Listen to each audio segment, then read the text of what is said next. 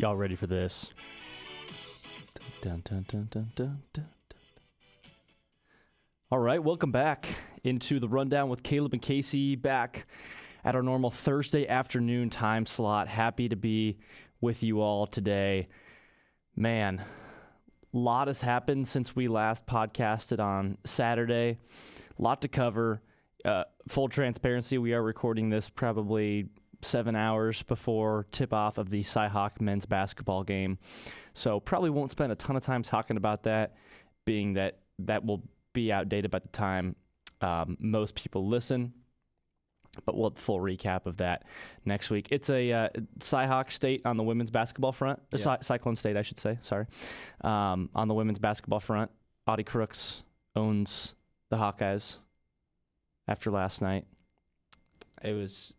It's a Cyhawk State, or a Cyclone State as a whole, yeah. Right? I think we clinched the showdown as of last night. The only thing that Iowa has won this year is women's soccer, 1-0 final score. So that was a fraudulent victory too. Yeah, there's ref show. It was a ref show. So there is a clear-cut best team in the state, and it's Cardinal and Gold.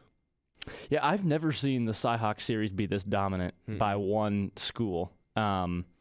And they've been doing it now for, 15 years? 20 years? Maybe less than that. I'm not really sure. But it's been going on for at least a decade, and it's always pretty even one way or another with a slight edge to one school. Iowa State is dominating it right now and should take another victory tonight at Hilton Coliseum in front of a raucous crowd. I don't know. Did you see? I thought it was pretty cool last night. Rocco Becht, Ben Bramer, and Caleb Bacon were all in the stands, and then Rocco Becht was like giving a pregame speech to the team. I couldn't remember if it was a pregame or postgame, but yeah, all good signs. Sure. Good things for the team. I mean, they played great. But yeah, to have those guys still around and, considering that one more year is huge. Mm-hmm. This would be the biggest, if Iowa State wins the next 4 events, would be the biggest blowout in the Cyhawk series. Which, how long have they been doing it for? Since 04-05. Okay. So our birth years. Yeah. It has been about 20 years then. Yeah. The next biggest was 08-09 when Iowa won 21-4. Okay. So, but other than that, it's been like the losing team has scored between like 7 and 11 points every single time. That is the only time that there's been a score below 7. Okay. Yeah, and it should happen tonight. And then I don't know. I mean, obviously you have some spring sports, right? You have softball, men's basketball, women's swim and dive is the last day of January. Okay. Women's tennis, women's gymnastics, and softball. Okay, so we still have a few more. Yes. Okay. We should be favored in, I think, gymnastics and softball as well. I don't know about women's tennis or women's swim and dive, but... Yeah, that's right. Because I think last year the two teams played twice, but only one counted towards the series, and Iowa State won that one. Correct. And lost the one that didn't count. Yeah, so that one doesn't matter at all. Okay. Well, we will stay tuned on this. This is a continual development on the Cyhawk front, being that the Cardinal and Gold sweeping across the state of Iowa right now, baby. Let's make it happen again tonight. Should happen again tonight. Bennett Sturts is not ready for Killyan, Toure, and Taman Lipsey. I can tell you that much. They can't compete, man. No. I'm sure it'll be a decent game. I think Iowa's got some talent. I just think that's a young program right now. That's still in the transition from a mid-major to a Power 5 roster, high major roster. And Ben McCollum is just getting things started right now. So I think they really will be a good program under his leadership, and I think even by the end of the year they'll be a decent team. They only have one loss right now, so a respectable program. Iowa State wins tonight, though. I don't know about you, what you're thinking. Iowa State, I've got them by 12-15. Yeah, I think that's right around the spread is around the 10-11 line, and I think it's a good line. Nothing against Iowa. I mean, you hit on it. It's a good program. They've got a great coach, a great roster to start out, but this is kind of laying the foundation to build off of in the future. Sturts is going to carry that program a lot. It's going to be different because definitely the most defensive-focused team he'll be playing. So I think there's going to be some pressure on him or on the rest of the team, rather, to step up as Toure, as Taman kind of guard him, and, some of these wings, seeing if they can get involved in different ways against Momcilovic. I think Jefferson's had a great year, so it's going to be hard to go at him defensively. But this should be a Cyclone victory. In my opinion, heading into this, it would have been a lot closer if it wasn't for what Iowa State just did at Purdue. But at the same time, you're coming off that high, and especially in a rivalry like this, you can slip up a little bit. You can keep it close. You can drop a game when you're coming off a big road win at a power team. But I think, Otz does a great job getting the guys ready for matchups like this. He's done a fantastic job this whole season of preparing them for big matchups. And I don't think that he's going to take a step back, or any of the players are going to take a step back with, a rivalry game at home in Hilton, coming off a women's victory last night. I think they're such a level-headed team too. They don't seem to be a team that really lets the emotions ride one way or another, right? Just very, very focused on the season as a whole rather than each individual game, right? Mm-hmm. And so I obviously they're going to treat this differently than playing Alcorn State, right, or Grambling. But they also do treat it as just another game. Like, it is, in their minds, this is just, you either get one more win on the roster or you lose your first on the year. And I think that sort of, and obviously there's going to be an edge from people like Taman Lipsey, right, in-state guy. Milan, this is going to be his third Cy-Hawk game. I think at this point he understands, just the level of hatred between the two schools and all that. So, yeah, I mean, it'll certainly have that treatment. But that to say, just a very level-headed team, and I think that plays into Iowa State's favor here. Let's talk football. So when we last podcasted, that was Saturday morning. It was right before the men's basketball game against Purdue. So, I mean, obviously that was still very raw emotions, Casey. I think it was a good pod. I think we were also just like, how do we process this, right? Yeah, in shock. 12 hours after everything went down.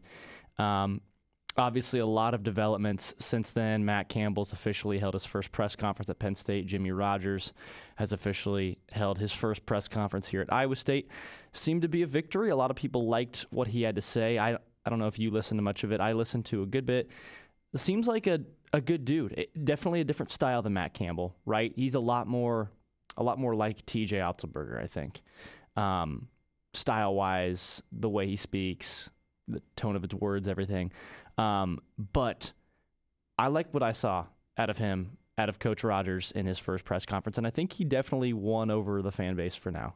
Yeah, I think it's going to be a very hard-nosed, in-the-trenches kind of team. Like, there's going to be not a whole lot flashy. I think it is very work-oriented, and I would say, Campbell's got that. He trusts the process. That's kind of his thing, and, like, the process to get through everything. And I think it's going to be a lot more, hard-nosed, physical, next man up kind of thing. Like, if that guy's not working well, next man's going to step up, and we're just going to keep going until we find the right guys, and we're going to be ground and pound. We're going to be physical. Like, we're going to work harder than anyone else, and I think that goes with some of his hires as well. I mean, talking about Tyler Roll, I mean, he was with Lions tight end room last year. The year before that, he was the Iowa State running backs coach, and before that, he was the OC at NDSU. So I feel like a lot of physical O-linemen, ground and pound, extra O-linemen on the field, fullback get in there,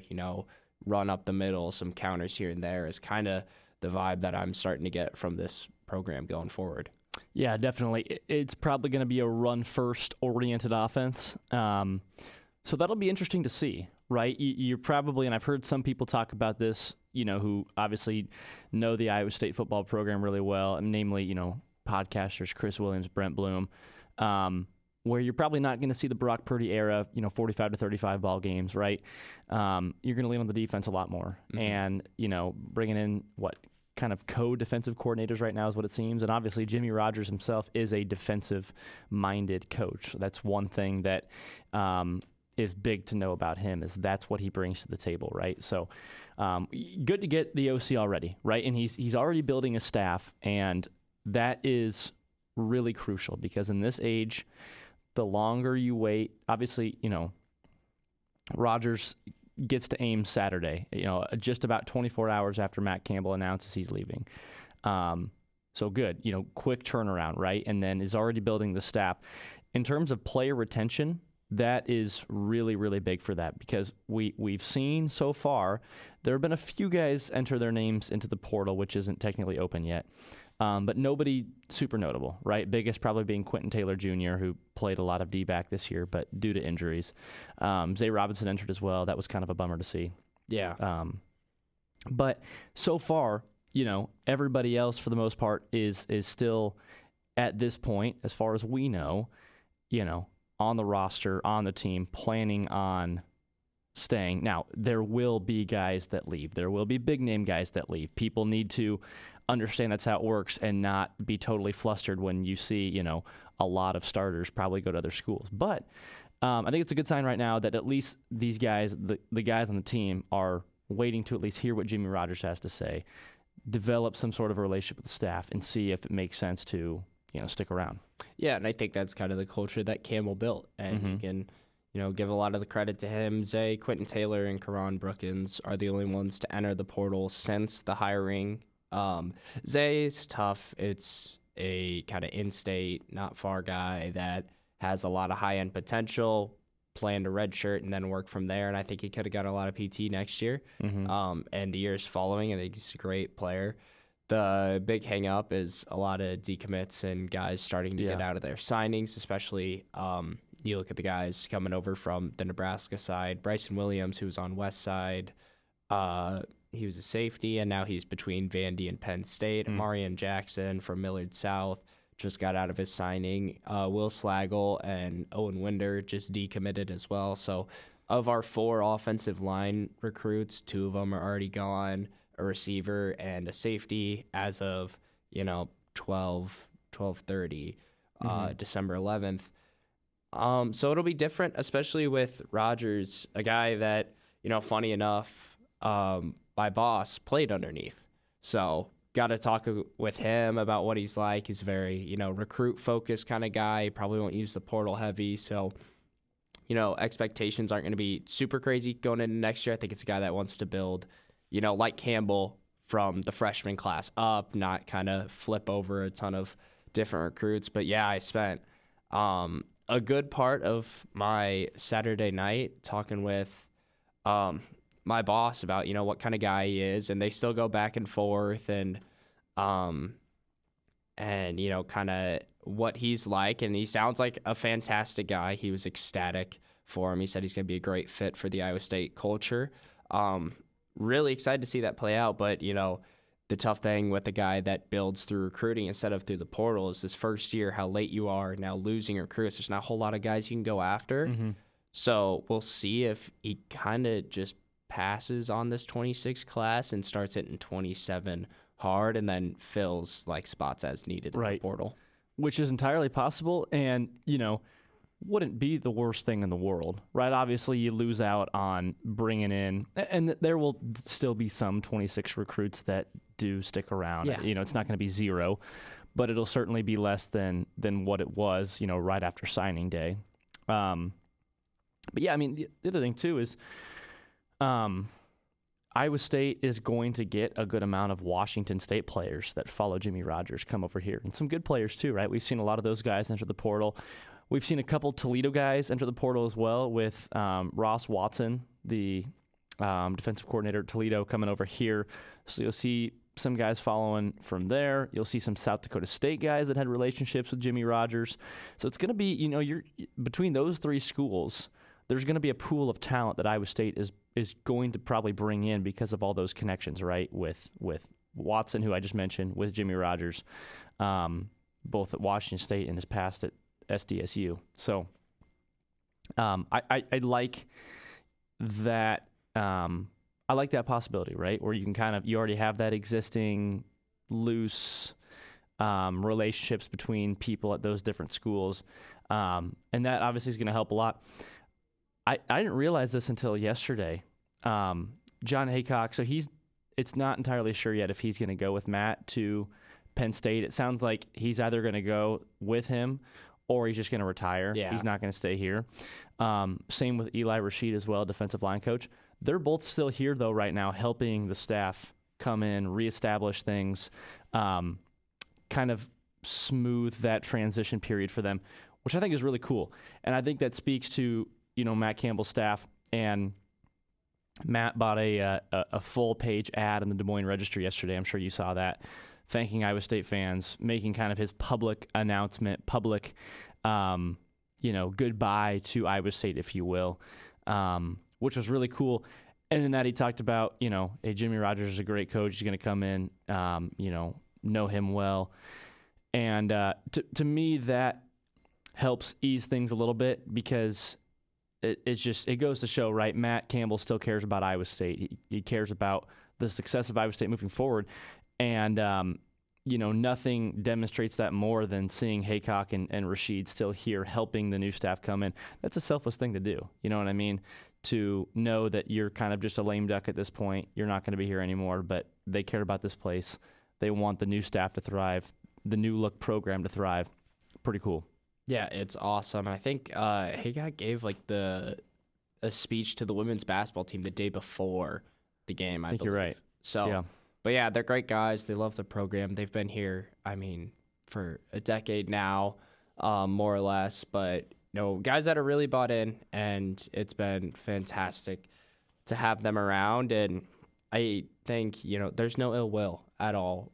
I can't speak for every fan, but I can definitely speak for us when saying we want the best for them. And we're super excited for their future and super grateful for everything they've done here. And, them repaying that gratitude and, just hanging around to help, or, whether it's Campbell. And I don't know if you listened to, he had a 30-minute interview with Josh Payton. Nothing but great things about Iowa State, the future there and everything, and how tough it was and how much it means for his family. But I think it's going to be a different transition period, but it's going to be an absolutely fantastic one for the future for both Penn State and Iowa State. I think so too. Yeah, I think a lot of the just emotions about it all, people are still bummed, right? People are going to be upset and sad for a while probably, but the raw emotions are gone. People are thinking for themselves now, not just reading all the headlines on Twitter and social media and everything.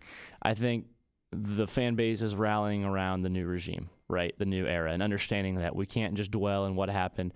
It's time to move forward and put the support behind Jimmy Rogers and see what he can do. And I think people have been impressed so far with, obviously, his press conference, with the hires. We'll see what happens with, retention of the roster as we move into, the, those ferocious months, if you will, post bowl season, post playoff season, when things really move around quite a bit. But be a lot of talk here on the pod before that time. What was really nice was, in the midst of all of this chaos, the Cyclones went and beat the number one team in the nation on their home floor by 23 on Saturday, which was unexpected to say the least, but a welcome surprise.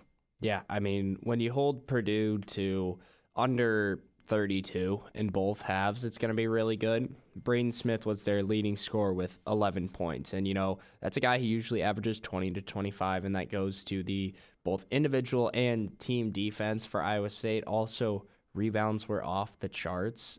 We did get out rebounded by one, but I think it was, the criticality of the rebounds. Getting offensive and leading on the offensive rebounds helped in the second half to kind of get things going. And I think the first half was very Purdue dominated on the offensive rebounds. But it also doesn't hurt when you go 11 for 23 for 3 compared to 4 for 18. So a near 50% from 3-point and over 50% from the field is, a good sign going forward. Yeah, Iowa State is shooting out of their minds from deep range right now. Going back to that Alcorn State game, even against Creighton and Syracuse in that tournament, they didn't shoot as well against St. John's, but for the last 4 games, really, they've kind of been unconscious. And yeah, that was totally on display on Saturday. I think my favorite part of the game, Casey, and there were a lot of really good aspects of this game, was the fact that Iowa State was really high on and recruiting Oscar Clough last spring, right? That big man he came from South Dakota State, right? Correct. And was about to land him, and then Purdue came in late in the cycle, offered him a lot more money. He went there. Iowa State ends up getting Blake Buchanan. And by all intents and purposes, Buchanan outplayed him on Saturday. And not to diminish Clough at all. He's a good ball player. Probably one of the best bigs in the country. But Blake Buchanan was better than him, especially in that second half on Saturday. Really kind of became an eraser down the stretch. He had this iconic dunk at the start of the second half right over Clough, where it looked like he was about to get stuffed, and then he just fought through it and slammed it home. That was really awesome. That was really awesome to see. And Buchanan has only gotten better since the beginning of the year. I don't know if people are really too sure what to think about him at first. But I mean, against Purdue, against a team that is known for their front court, he walks away with 12 points, 9 boards, 4 offensive boards, 2 blocks. That's such an ideal stat line. And I was not expecting him to really hold his own down there like that on Saturday against the Boilermakers. Yeah, and he comes from the Tony Bennett offense, so we were both kind of questioning when he came in, what's it going to be like? And, he stepped up defensively as well. Deshaun Jackson was fantastic defensively last year, but when you go into the game as kind of the undersized, overlooked center and you lead the game in blocks, him and Jefferson both had 2 blocks.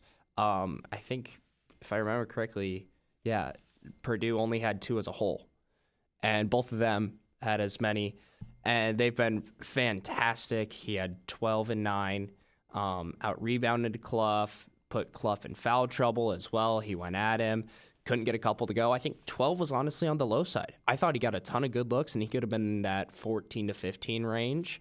But 12 was still fantastic. Outscored him, out-rebounded him, less turnovers, more blocks, and it's a guy that we didn't think going into the season would have that kind of impact.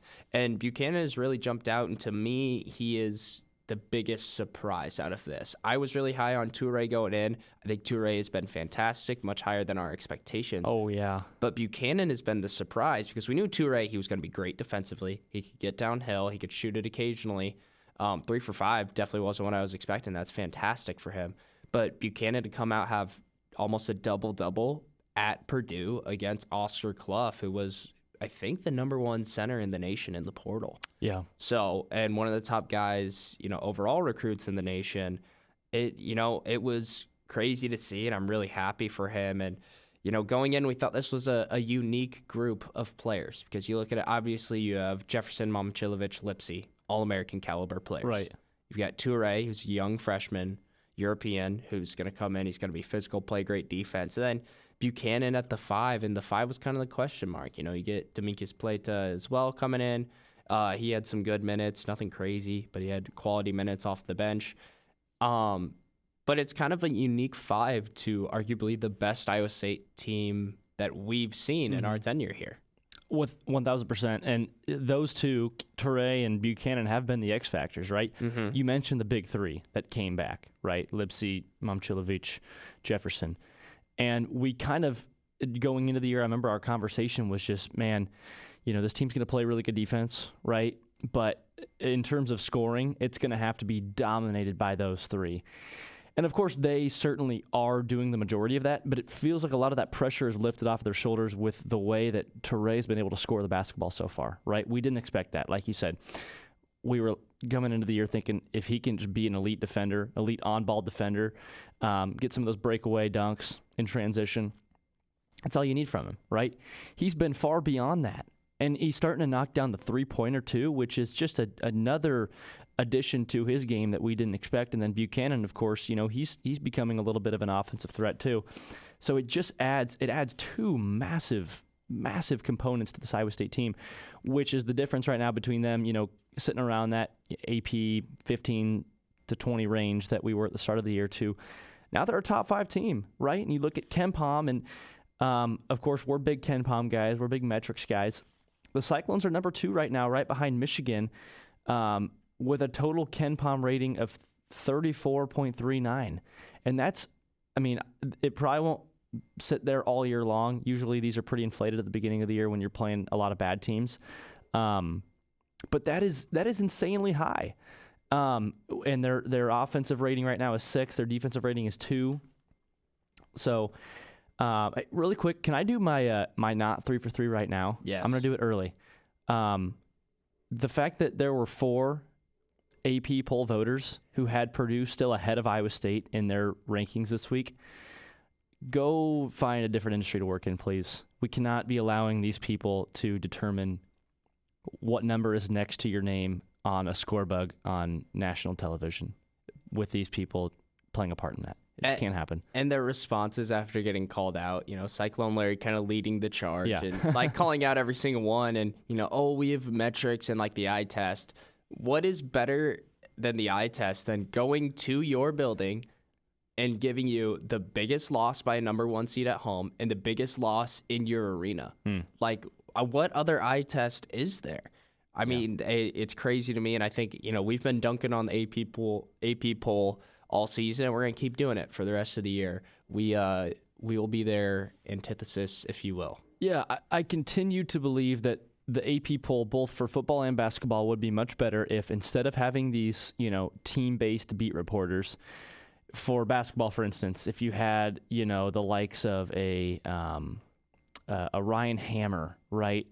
Or Jay Billis, or Fran Fraschilla, getting all these guys who just analyze basketball as a whole and not just follow specific teams, right? Ken Pomeroy, get him in there, right? Who sees it from a different angle. Get Bart Torvik, whoever it is, Evan Maya, these guys. Are those their actual names? I think Bart Torvik and Evan Maya are their names, if I remember correctly. Sure. Ken Pomeroy, I think, is Pomeroy, too. yes. Yeah. So Evan's great. Yeah, right. Getting those guys mixed in with the overall college basketball analysts, I think would just be so much better because they see the game from a different perspective and they see it from a holistic point of view rather than, just these beat reporters who can't follow the entire sport. They're singled in on their specific teams they cover. Yeah, and while we're heading on this, I do want to, with the addition of Buchanan, obviously comes that Deshaun Jackson. Mm-hmm. Wanted to give a shout out to him, having to medically redshirt this season with the undisclosed issue. I think it's with the heart. A guy that has done fantastic things here, and obviously we were sad to see him leave in the portal, but I was excited to watch him at Pitt. Has to sit out the season. Absolutely sucks. Heart's torn for him. Hoping for a speedy recovery and, to get him back on the court next year because I know we'll be tuned in watching him for sure. Deshaun Big Dog Jackson. The big dog. He will always be the big dog. Yeah, rough. Is Noyes, is he playing for Pitt? They both went there, right? He did. Yeah, he's playing well too. He's averaging 8, 3, and 1 assist. 38% from the field is not fantastic. He didn't even redshirt last year. He's listed as a sophomore. Interesting. That is odd. I'm really surprised by that. Had 15 against A&M. He had 14 against Quinnipiac. Didn't make a shot against Ohio State. 8 against UCF. 5 last game against Hofstra. They play Villanova on Saturday. We will be tuned in. Yes, we will. So that anything else on the Iowa State hoops front? Obviously, big one tonight. Yeah, got to win the one tonight. And from there, you don't really have to look ahead is the nice thing. Unlike Big Ten, where Big Ten has Iowa has to go play conference games, a couple conference games after this, then they go back to non-cons. We do get the 3-game home stretch. And not only that, you don't leave Hilton. You don't leave Ames until January 7th when you go to Baylor. So you've got that month-long stretch where you get to stay at home after Mackey. You play Iowa. You got West Virginia at the start of January. But other than that, like, they're able to keep their head down. They don't have to worry about traveling back and forth and taking days off for that. Let's keep your head down, take care of business. If you get this one, you get to a point where that puts you at 10-0, 13-0 heading into Big 12 play, barring anything, crazy. And Michigan's going to have to play a conference game. Purdue is going to have another conference game. Iowa's going to have another conference game with how the Big Ten scheduling is. So you could very well be the number one team heading into Big 12 play. And that means a lot because we know how chaotic Big 12 play can be. Absolutely. And Iowa State, is blessed too with their more difficult month of the conference season being in February, right? You can continue to get your feet under you in January, have a couple tough games here and there, but unequivocally, the month of February is the more difficult month of conference play. Let's see. I don't know. Obviously, we have CFP bracket announced. Other college basketball stuff going on. What do we think about the playoff bracket on the football side of things? Definitely some right decisions. With Duke winning the ACC, I think it was perfect that Tulane gets in and JMU gets in because by rule, surprisingly not enough people know this, by rule it's the top 5 conference champions by ranking get in. So you got your Indiana, Georgia, Texas Tech, and then, everyone just thought it would be ACC G5 getting in. But by ranking, Duke is below Tulane, Duke's below Oregon, so they were the 6th best conference champion. They might have been 7th even. I don't know who won the Mountain West. But so those 5 automatically get in because they're the top 5 highest. So it was great to see that, and they didn't try and, jump Duke over them because a 5-loss team in the playoff would have just been absurd. Yeah, I think so too. I think that kind of diminishes, everything the playoff is supposed to be. Like right? a lot you can't have 5 losses and be in. A lot of people are complaining about Alabama being a 3-loss team, but you look at their losses.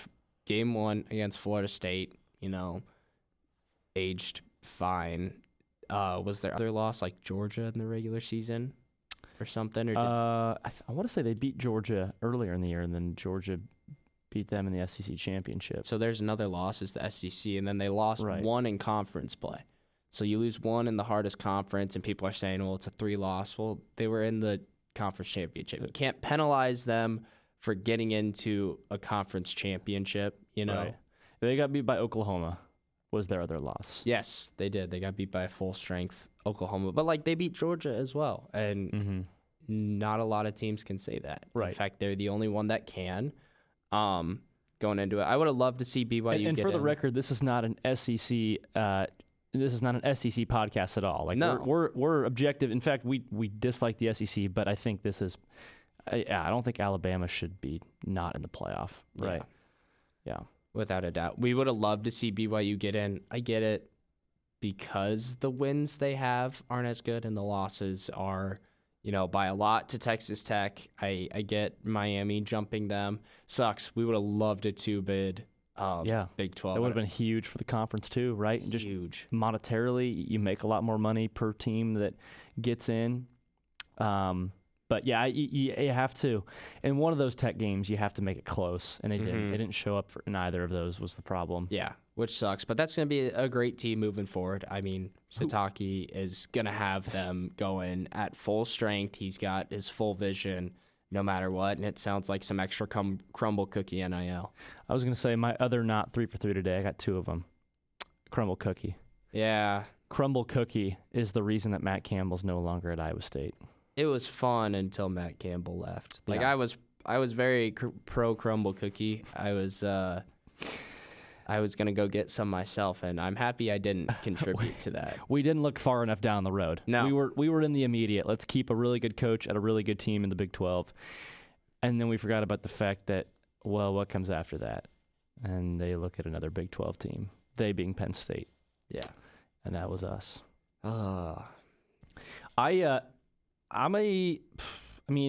What bums me out is that Indiana and Tech are on the same side of the bracket. I was really hoping we could see both of them in the championship. I hope it's one of those teams that wins it all. I would love to see, obviously, a Big 12 team win it. I also love this Indiana team, too, and the story the last couple of years. I mean, they obviously magical run last year. Everybody kind of counted them out, though, coming into this year. It was like, one-hit wonder. You know, you lost who was their quarterback last year? Indiana? Yeah. It obviously wasn't Mendoza. It's somebody else. I thought it was Mendoza. This is his second year there. Is it? Because then he come over with Signetti. No, he was at Cal, wasn't he? So I think he might have come last year, but Curtis Rourke was their starter. Man. Yes. So they That's lost a name I forgot. Yeah, they lost him, and then everybody kind of counted him out. But wow, what a year they have had. And don't give me Georgia or Ohio State winning it all. No. Tech or Indiana would be awesome. Did you hear Mendoza's press conference after winning his interview immediately after winning the Big Ten championship? I don't think so. I will say, I love the guy. I think he's fantastic. He's also like a genius, I think, in the finance world or something. Like, not a genius, but he's like really smart. Sure. He's got a bunch of like internships or something that he does in the summer while doing summer football. Okay. I remember someone covering that. But his like interview afterwards is the funniest thing ever. And I recommend everyone go watch it when you have time. Fernando Mendoza getting interviewed on the field afterwards. He talks about how flippin' cool it is, and those are his exact words. His voice cracks about 30 times. He stares directly at the camera while he gives his speech. Talks about bringing people into deep waters because they're sharks and, they can't handle. It's one of the funniest things, but also, like, really cool, really great guy to have this kind of thing happen to. Absolutely. What a story. Do we have any picks today?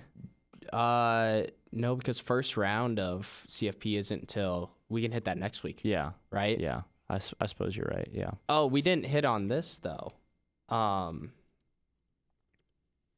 Navy Army football. Oh, man. Am I a fraud for forgetting that was even happening this weekend? This is going to be huge. Wow. Oh, we got to pick this, right? We got to pick this. And if you're a season rundown with Caleb and Casey listener, you don't even need to hear our picks. You know exactly who's picking who. But for the sake of the exercise, we might as well, right? You lead it off. That's how this always goes. Go Black Knights. Go Army.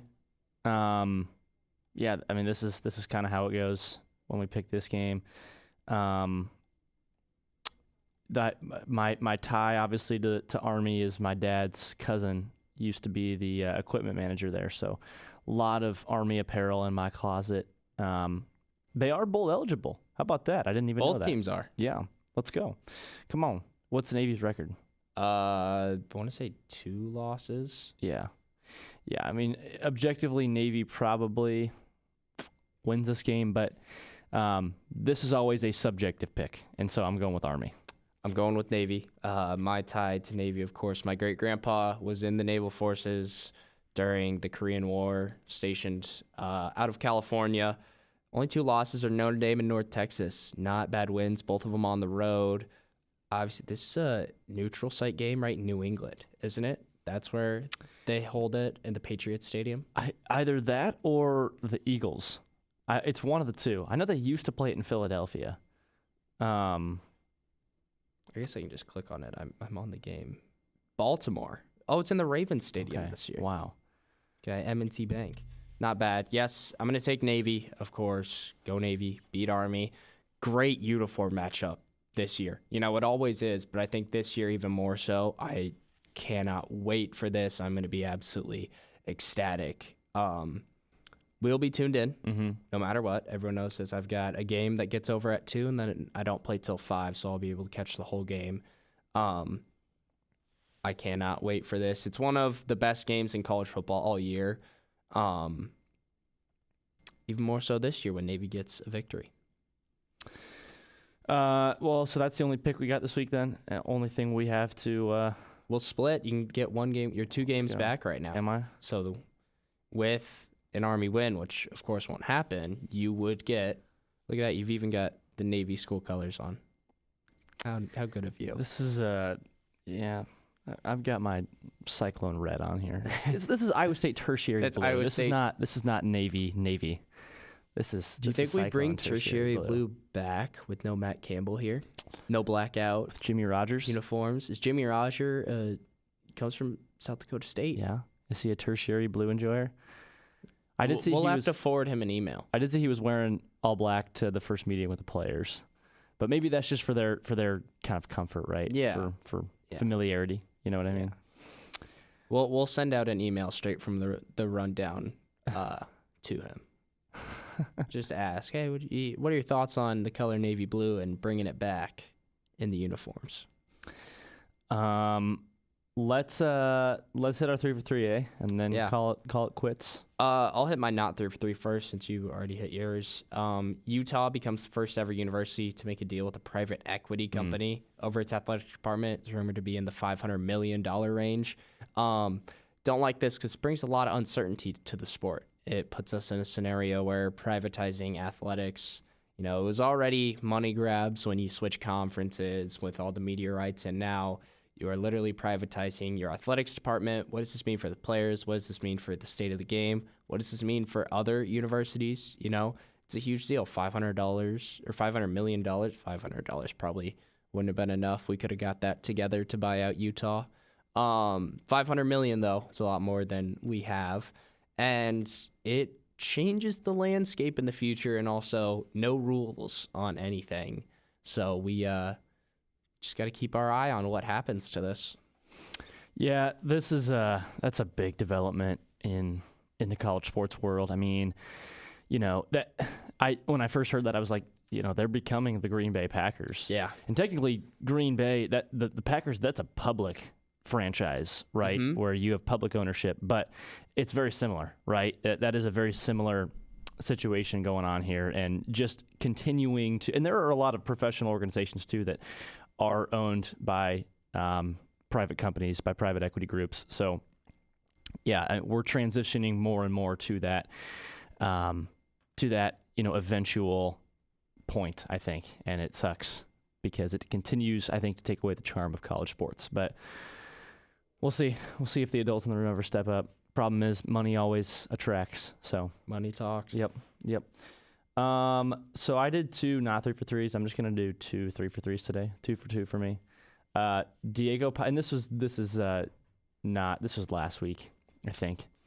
Diego Pavia asking Donald Trump to take executive action to expand the playoffs was hilarious. I thought that was funny. We can't give that man the Heisman, right? We have to be a sensible country and give it to literally anyone else. I would think Jacob Rodriguez should have got in over him. I think Mendoza has been a better QB. I get the stats with the rushing, but you look at the stats from Pavia, and it's like 300 yards against Kentucky and against like the 2 last place teams.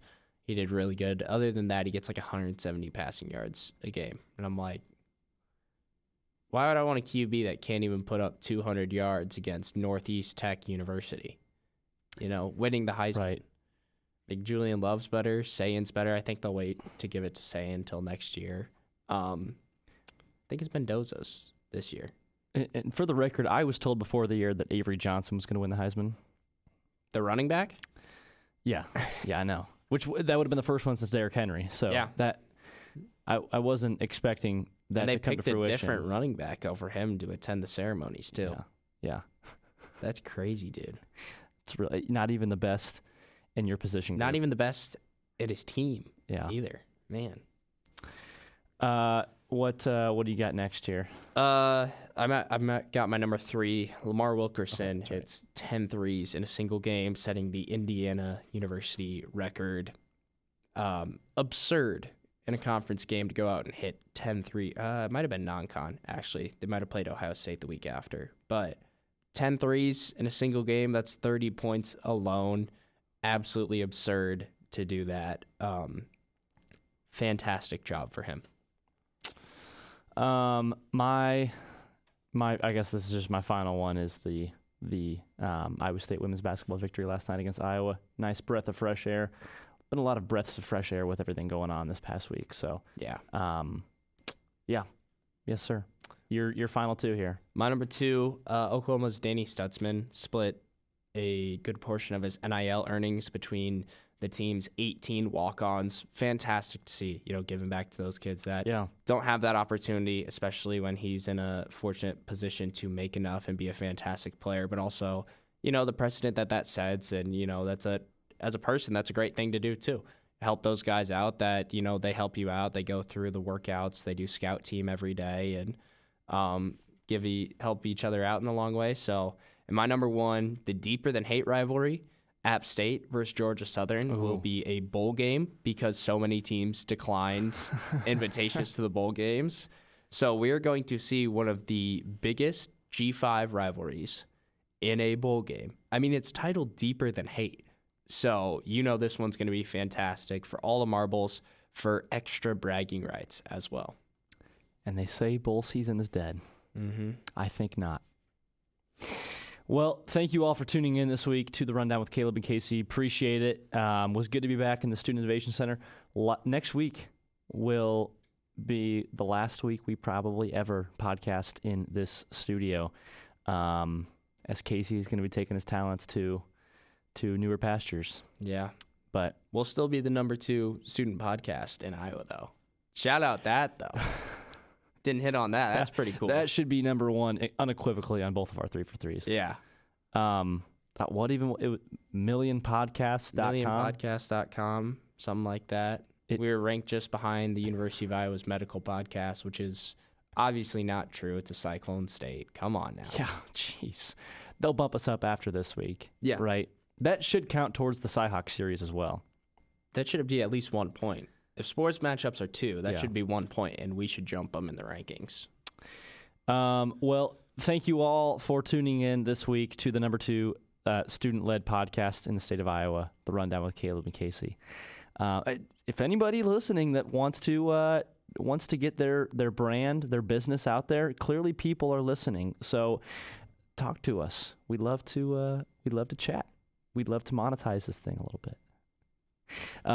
We'll see you guys all next week.